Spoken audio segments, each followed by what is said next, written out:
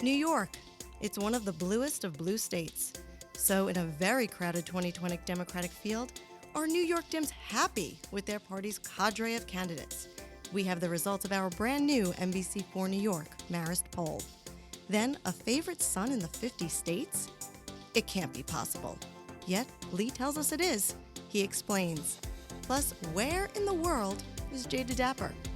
This is Poll Hub, and it happens right now. Hi, everyone, and welcome to Poll Hub. I'm Mary Griffith, Media Director for the Marist Poll and Executive Producer of this wonderful podcast, sitting in for the incomparable Jay DeDapper today. Thank you for joining us, Mary. This is Barbara Carvalho, Director of the Marist Poll. And I'm Lee Miringoff, Director of the Marist College Institute for Public Opinion. So we have a brand new poll out with our New York State polling partners, NBC4 New York, and we wanted to take a look at the 2020 Democratic contest, but we didn't do a toss-up on this one, Lee. Tell us how we decided to go about measuring public opinion in New York State. You know, I think that one of the things that we're trying to do right now is a toss-up with such an ill-defined field, and, you know, the campaign's just beginning to get going, really. Kind of like doesn't really measure anything other than name recognition, perhaps, but I want to get a sense of, in this poll, I think when we were talking about how to frame it, are there candidates who are acceptable or not acceptable to the Democratic field, or the candidates for the Democrats who would basically make people happy or not happy? And so we tried this question out, and I thought the results were very interesting, and perhaps surprisingly so in terms of the 10 Democrats we put into the question. And there could have been a lot more. We could have gone as high as 28 Democrats.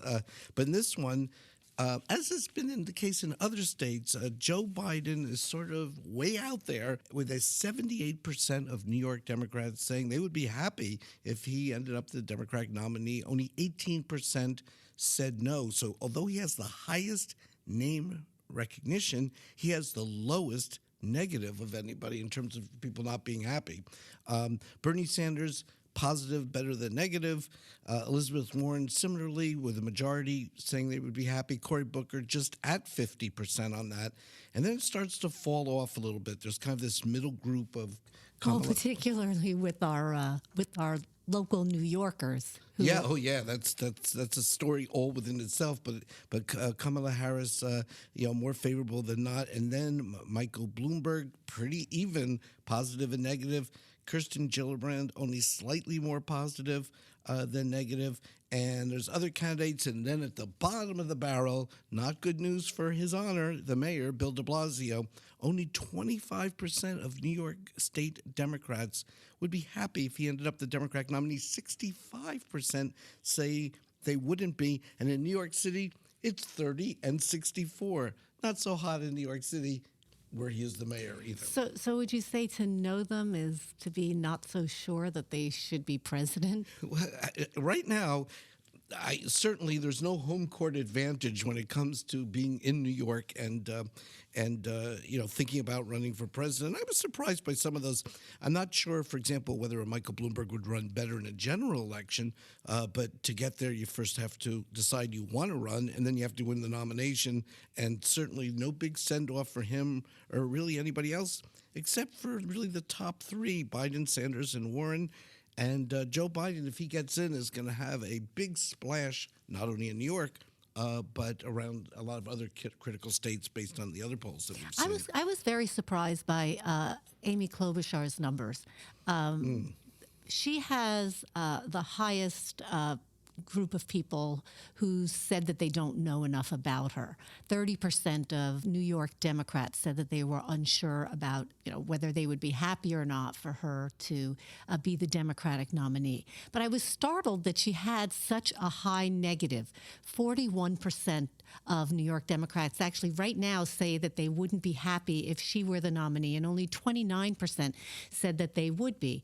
Do you have any thoughts about how someone who doesn't have, a lot of national name recognition can end up with such a high negative? Well, anecdotally, Mary and I were in class last night, and we did ask the students, what do you know about Amy Klobuchar? Because I was struck by the fact I've seen this in our poll and other polls.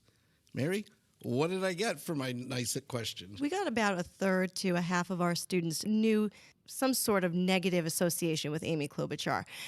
Basically, they had heard that she was bullying her staff, and that's what really hung on with them. And we had a very insightful discussion about how the campaign is handling that. Yeah, so the New York Times, who did that article about how she's been rough on her staff, and that really punched through. No? and that punched through, although clearly denied by the Klobuchar campaign in no small matter. But when somebody is so little, yeah. when someone is not well known, I mean, and I think, she probably suffers a little bit from the fact that she is from a state that doesn't have a huge media market, unlike Kamala Harris in California, or how many do we have that are in the New York media market right now? We have got de Blasio, Kirsten Gillibrand, Michael Bloomberg, Cory Booker. And I suspect the list could grow depending upon who does decide to throw their hat in the ring.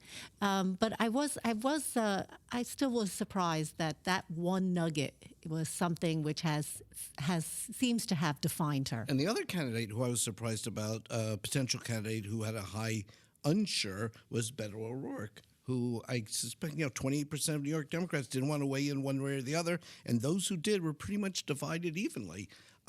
So, in a sense, the magic that he had a while back may have been replaced by AOC here in terms of this current cycle. And so, not surprisingly, we asked New York Democrats whether they are more interested in the nominee to their party for president being more progressive or more moderate politically. And what we found is certainly the majority, and almost 2/3, 62% of Democrats here are looking for a progressive. So when you mention AOC, when you mention Bernie Sanders, I think that's something that at least ideologically, that they are in step with the primary Democrat. Although Joe Biden in front would not necessarily be seen as the more progressive. So there's more to this dynamic going on than just that. And the one name that we're not talking about right now is Governor Andrew Cuomo. Although there's been a lot of speculation about the governor tossing his hat into the ring, that announcement has not come.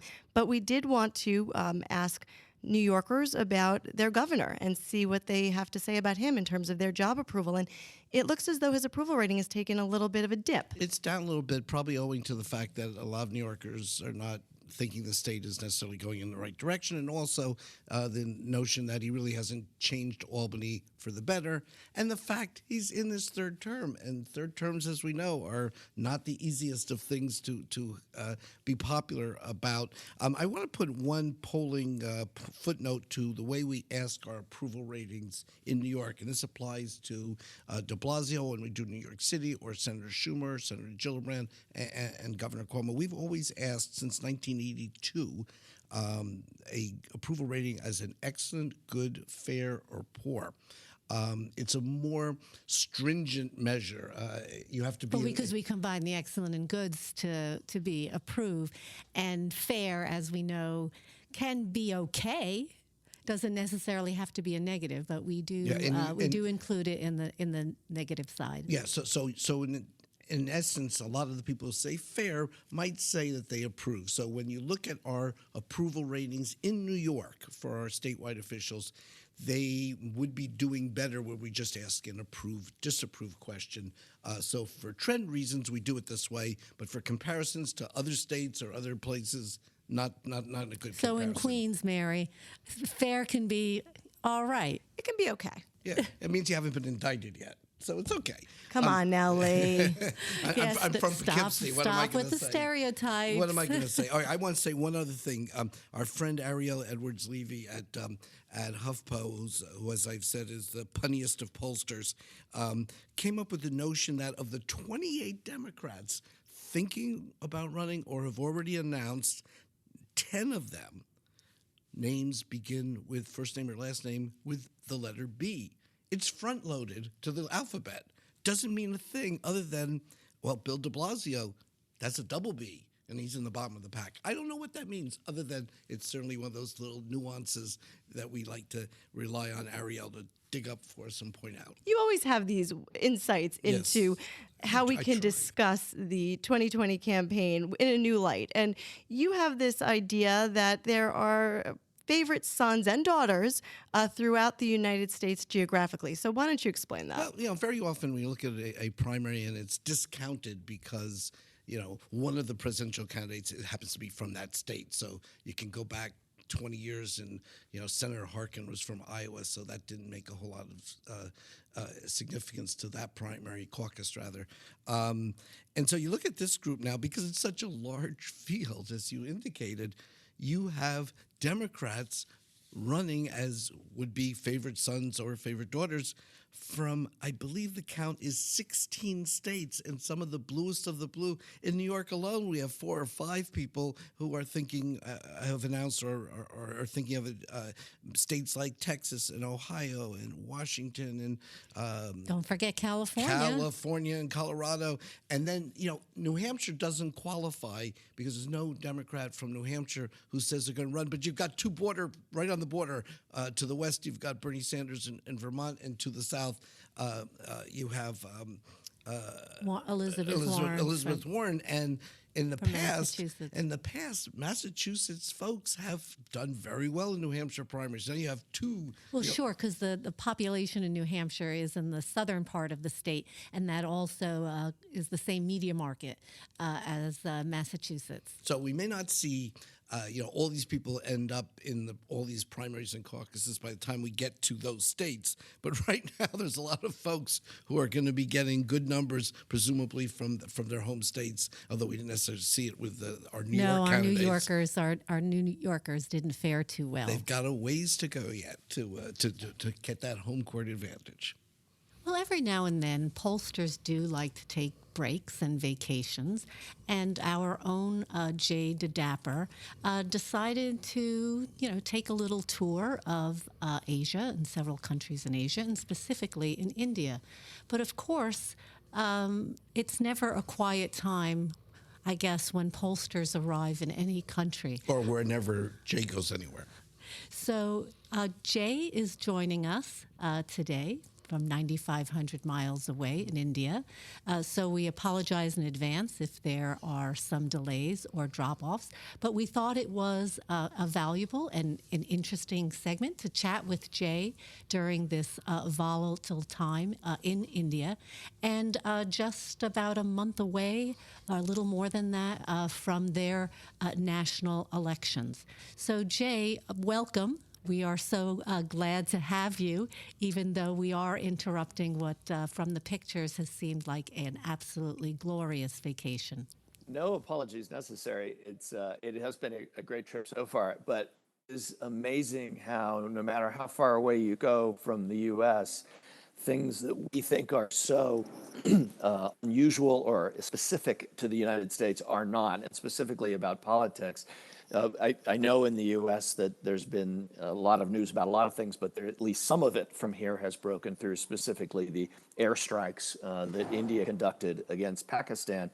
What's so interesting to me, as somebody who's worked as a political journalist, also in looking at polls, is that while it's an international story to those of us in the U.S., here it is a purely domestic story because elections are in the offing, and the Prime Minister Modi, who authorized this strike, has been close in the polls. He's up for re-election and no shoe-in by any means, and yet several polls that have come out since this airstrike happened have shown him surging to what may be a very easy victory in April. So it's interesting because all politics is local. Tip O'Neill famously said that, and it certainly is true here that even an airstrike that scares the world because of the what could happen is purely treated here as a demand about who's up and who's down in an election 4 weeks away.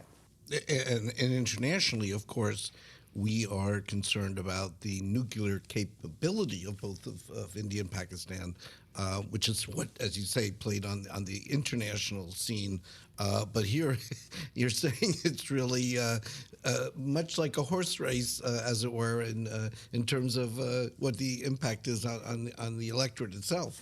Yeah, one of the things that really struck me is watching there are like 18 different cable news outfits. If you can imagine, it's bad enough in the US with MSNBC, CNN, and Fox. There's like 18 of them here. It's crazy. And each one of them has like 10 different people talking in mini boxes.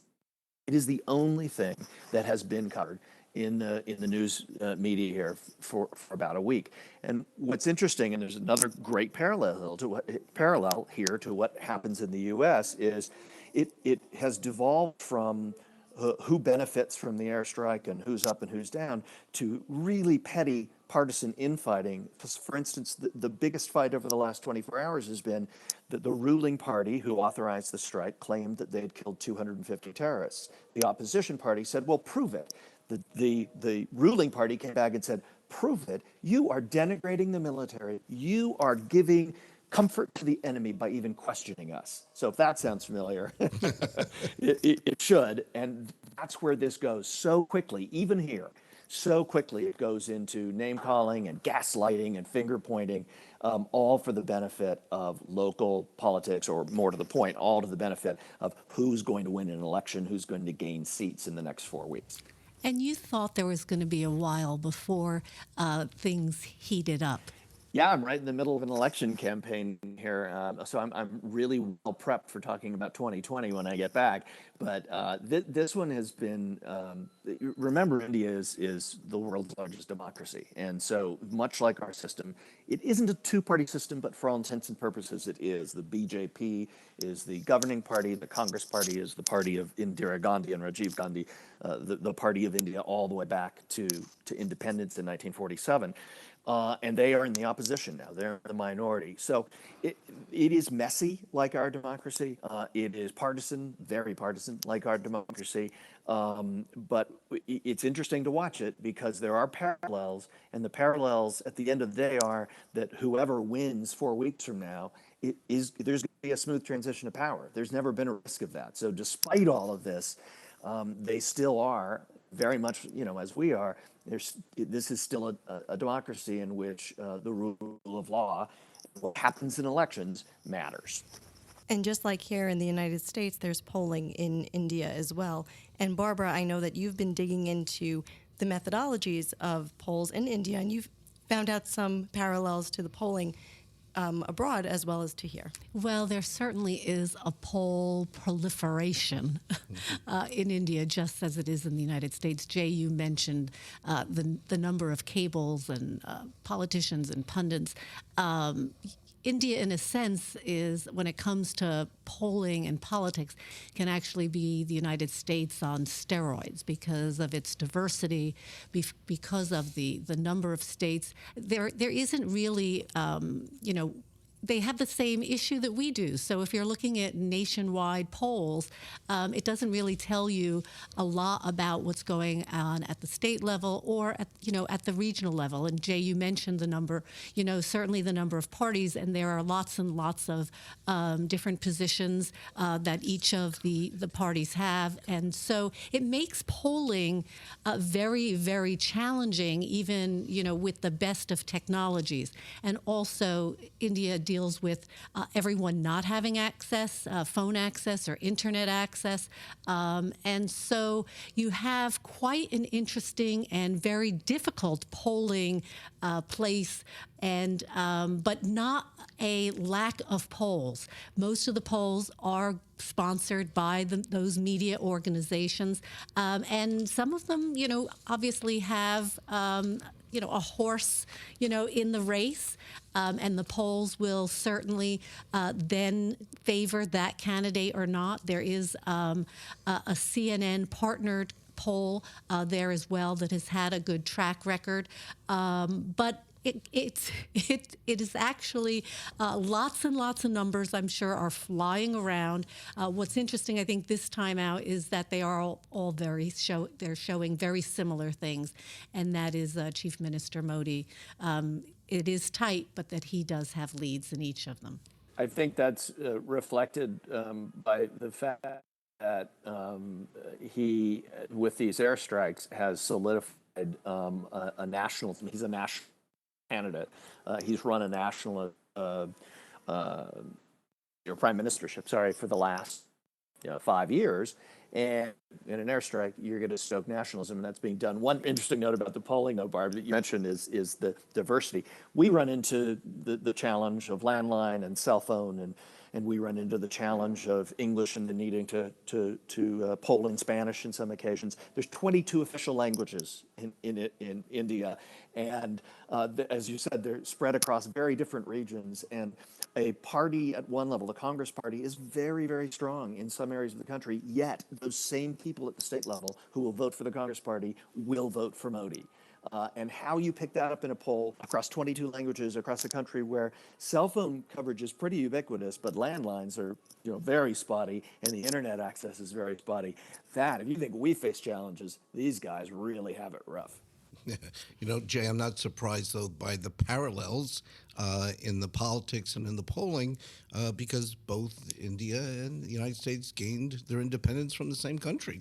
Yeah, that's right. It's interesting to be, and I've been in lots of former colonies, but this one in particular, because of their independence that came, so late in the process as compared to many, other large countries, whether it be Australia or Canada or us. They are very tied in some ways to the British system, especially the law. The legal system is very tied that way. But they're not that way in politics. They much more resemble us than the British. Although there are coalition governments, by and large, that has not been how India has been governed. It's been governed by a party. Usually one or two parties are the major parties, and one or two wins. One or the other wins. So there are parallels, between other former British colonies, but I think they're much more closely linked to us in terms of our politics and all the things we've just been discussing than Australia or New Zealand or Canada or many of the countries, for instance, in Africa that have gained independence from European and specifically from England. Hey, Jay, it's really great to hear your voice. We're going to let you go and enjoy the rest of your vacation, but please stay safe, and we'll see you in a little bit when you get back here to the States. Great. Thanks for dialing me in. It was fun to have a chance to talk about all of this. Pollsters go on vacation and things happen, so I kind of enjoy that. That will do it for this edition of Poll Hub. Poll Hub is a production of the Marist Poll at Marist College in Poughkeepsie, New York. And thank you, Mary, for joining us today, our executive producer, wearing multiple hats, and Kenny Marples, our editor. Wearing only one hat, apparently. But we'd also like to thank the Roper Center Archives at Cornell, who provide us with the ability to look back in time at survey questions and the results over the decades. And Mary, take it home. Well, of course, we love to hear from you, so please send us your questions and comments to pollhub@marist.edu, or check us out on social media. We're Marist Poll on Twitter, Facebook, Instagram, and please don't forget to subscribe. Have a great week.